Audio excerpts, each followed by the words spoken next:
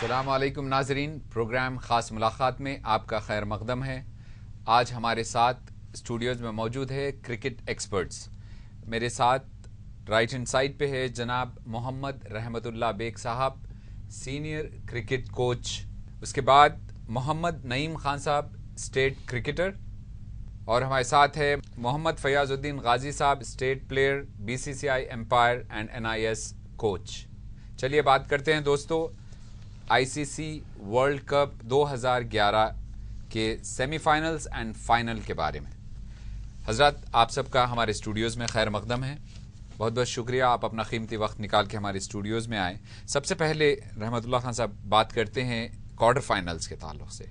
जो India and Australia का match था, तो आप क्या समझते हैं कि ऑस्ट्रेलिया की हार की क्या वजूहात थी? हिंदुस्तानी खिलाड़ी दूसरे जो मैचेस में बहुत ही जो खामियां थी उसको पूरा किए, और हमारे पास जो एक बॉलर अश्विन कुमार को इस्तेमाल किए हैं पहले से, उसकी प्लानिंग जो ऑस्ट्रेलिया के पास नहीं थी।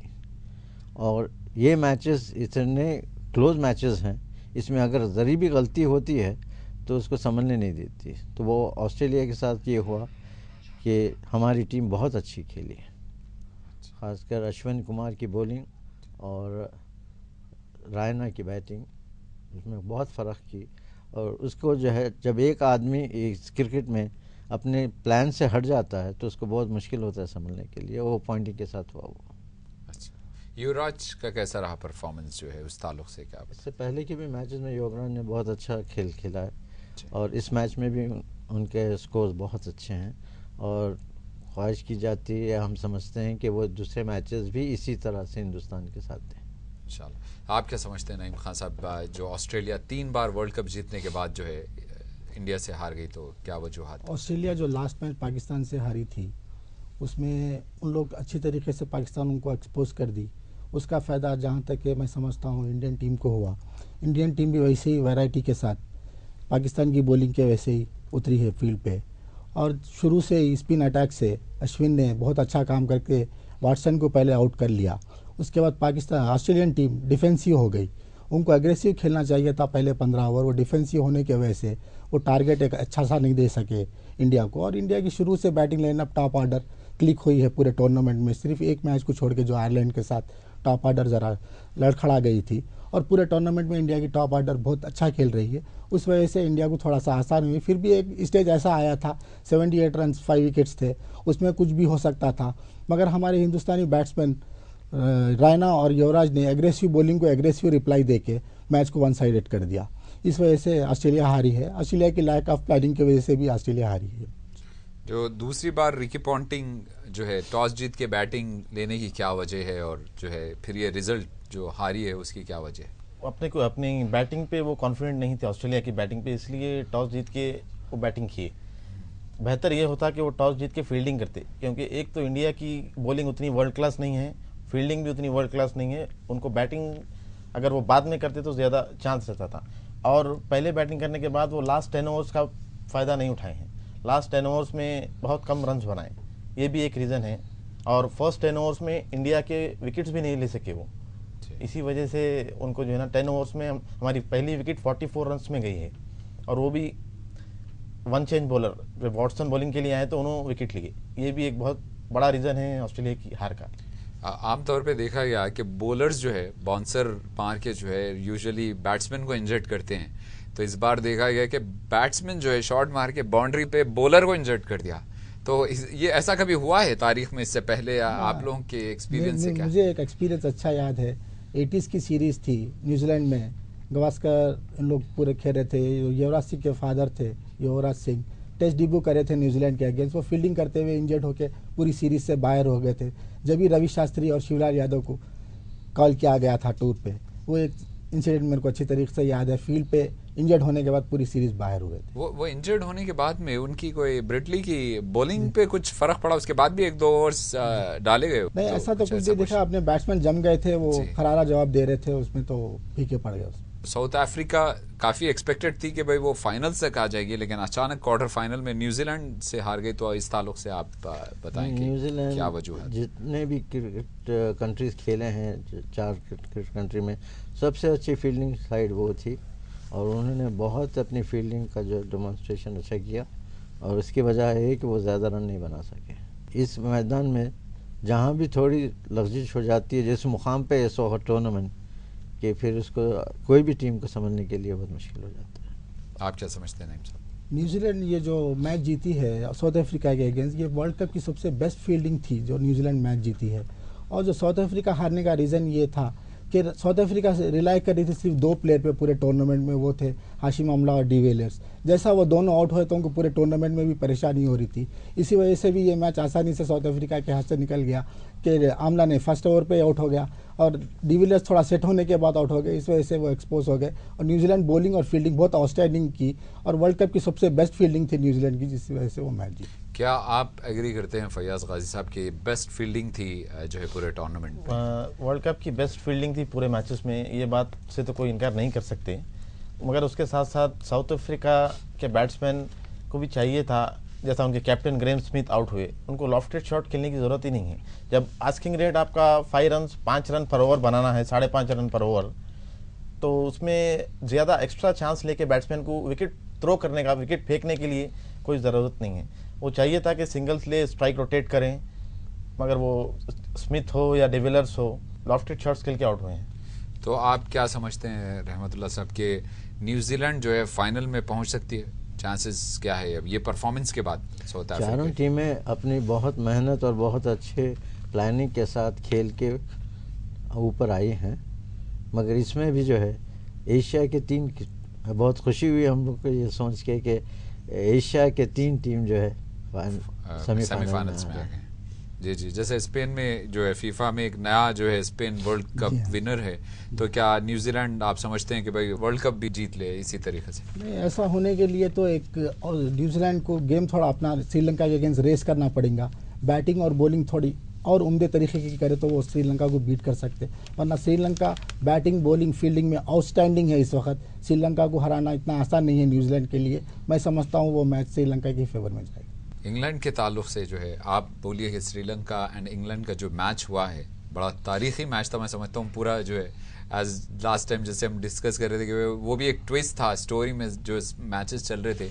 तो क्या वजह थी जो इंग्लैंड इतनी बुरी तरीके से हारी? मतलब कोई कंपटीशन नहीं लगा? संगाकारा एक तो बहुत बेहतरीन कैप्टनशिप किए हैं फ्रॉम द फर्स्ट। एक पहले ओवर से इंग्लैंड के बैट्समैन को सेट होने नहीं दिए। Off spinner, left arm spinner, fast bowler change करते करते बैट्समैन को सेट होने नहीं दिए वो। इसीलिए इंग्लैंड के बैट्समैन कोशिश कर रहे थे कि सेट हो, मगर वो आउट हो गए एक के बाद एक। तो संगाकारा का इसमें बहुत बड़ा रोल था कि वो अपोजिशन की टीम को, बैट्समैन को सेट होने का मौका नहीं दिए, और जब तक बैट्समैन सेट नहीं होगा वो कोई स्कोर बना नहीं पाएगा। और फील्डिंग और फिर बाद में बैटिंग, तीनों चीज़ में वो डोमिनेट किए। वेल प्लान्ड, वो पहले प्लान कर लिए थे कि हम इंग्लैंड के बैट्समैन को कैसा आउट करेंगे, फिर उसके बाद इंग्लैंड के अटैक को कैसा हम खेलेंगे हमारे बैट्समैन। तो होमवर्क जिसको कहते हैं वो पहले ही पूरा प्लान करके हैं मैदान में आए थे। 96 के बाद मैं समझता हूँ श्रीलंका का परफॉर्मेंस इस कदर जो है सेम तेजी से जो रन्स बनाए हैं, तो आप क्या समझते हैं? सेम क्वार्टर फाइनल हुआ है जो 96 में हुआ था जब जयसूर्या ने अटैक किया था इंग्लिश अटैक को, अब दिलशान और तरंगा किए। मेरे को वही 96 की याद आ जा रही है। श्रीलंका वही फॉर्म में है जो 96 के फॉर्म में थी और बेहतर से है पहले से। और मेरे हिसाब आपका क्या ख्याल है रहमतुल्लाह खान साहब? आप बताएं कि ये जो श्रीलंका और इंग्लैंड स्पेशली जो है इतनी एक्सपीरियंस टीम, और श्रीलंका एक वंस अपॉन ए टाइम जो है श्रीलंका इतनी कमज़ोर टीम थी एक वक्त पे वर्ल्ड कप से पहले, फिर वो वर्ल्ड कप जब जीते तो बड़ी फॉर्म में आई, फिर उनका डाउनफॉल हो गया, अभी फिर वापस लग रहा है कि वो काफ़ी फॉर्म में है।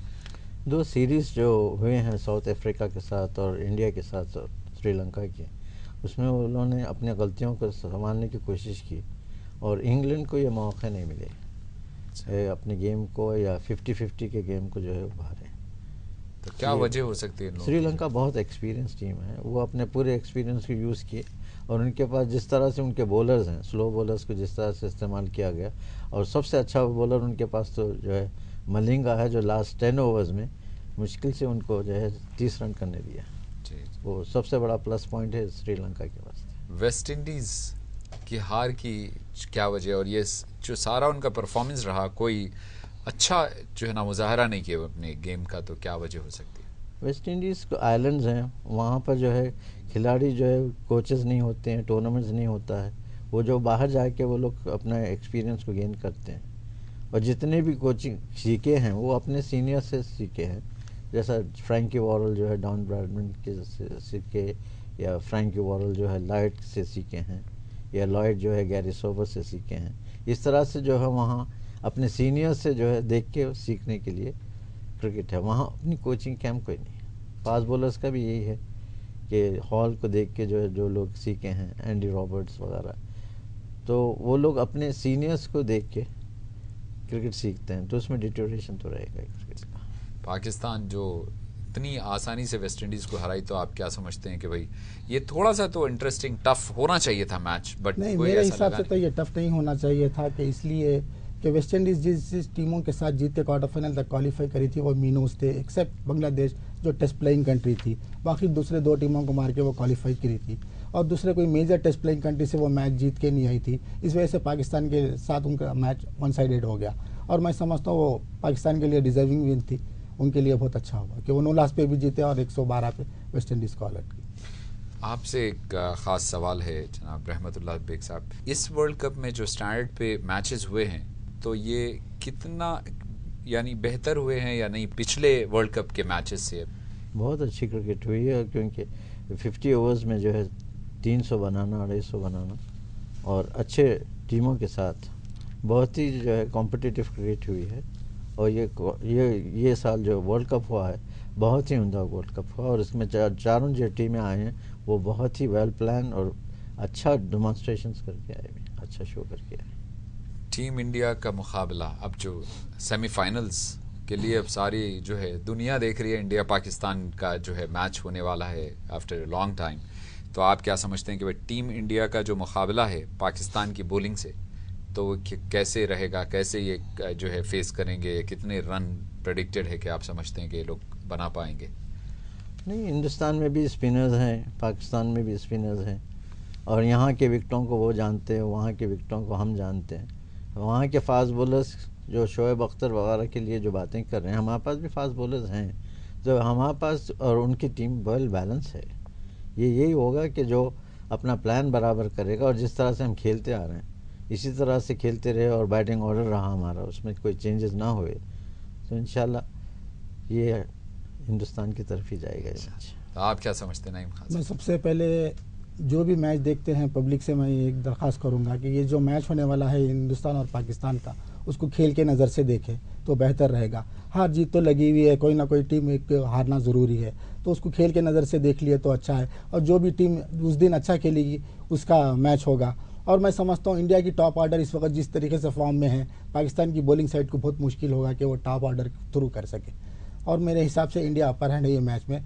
और एक ड्यू फैक्टर भी सुना जा रहा है, वहाँ पे ड्यू फैक्टर रहेगा तो टॉस भी बहुत वाइटल रहेगा। अब ये सारी चीज़ें टैक्टिकल पॉइंट ऑफ व्यू से देख के मैच के कुछ भी रिजल्ट आ सकते हैं, मगर अपर हैंड इंडिया ही है, टॉप ऑर्डर जिस तरीके से बैटिंग की फॉर्म में है इंडिया। फयाज गाजी साहब, आप क्या समझते हैं ये जो तारीखी मैच जो इंडिया पाकिस्तान का होने वाला है, तो उसमें क्या एक्सपेक्टेड है? लास्ट मिनट तक इसका रिजल्ट एक्सपेक्टेड है या वन साइडेड हो जाएगा?